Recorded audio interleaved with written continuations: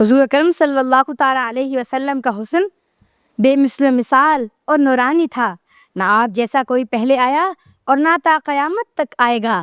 آپ کا چہرہ مبارک انوار کا مرکز، تبسم رحمت کا نشان اور جمال حقیقت کامل کا آئینہ تھا۔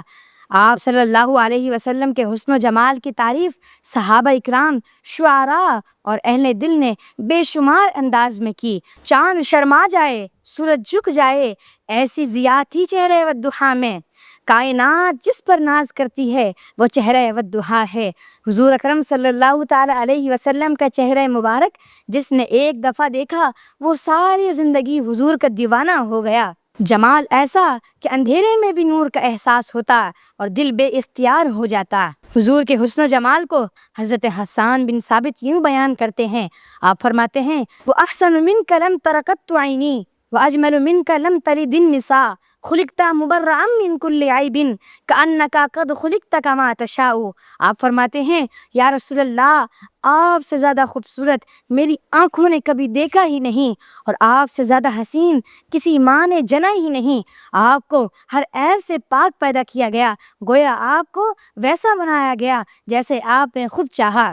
حضرت جابر بن سمرہ فرماتے ہیں میں نے چاندنی رات میں حضور اکرم صلی اللہ تعالیٰ علیہ وسلم کا چہرہ مبارک دیکھا اور میں نے ایک نظر چاند کو دیکھا، واللہ حضور اکرم صلی اللہ تعالیٰ علیہ وسلم کا چہرہ مبارک چاندنی رات میں بھی چاند سے زیادہ خوبصورت تھا۔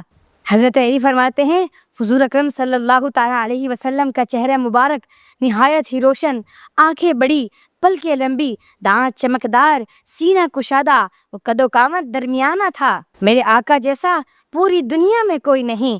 حضرت ام معبد فرماتی ہیں کہ ہجرت کے دوران جب حضور علیہ السلام میرے خیمے میں تشریف لائے تو روشن چہرہ، خوبصورت آنکھیں، متوازن قد و قامت، خاموشی میں وقار، کلام میں روشنی، دور سے پیارے تھے میرے آقا اور قریب سے سب سے زیادہ خوبصورت تھے میرے آقا۔ آپ صلی اللہ تعالیٰ علیہ وسلم کے حسن مبارک کو دیکھ کر ایمان بڑھ جاتا، دل جھک جاتا، آنکھیں نم ہو جاتی۔ میرے اعلیٰ حضرت فرماتے ہیں حسن یوسف پہ کٹی مصر میں انگشت زنا، سر کٹاتے ہیں تیرے نام پہ مردان عرب۔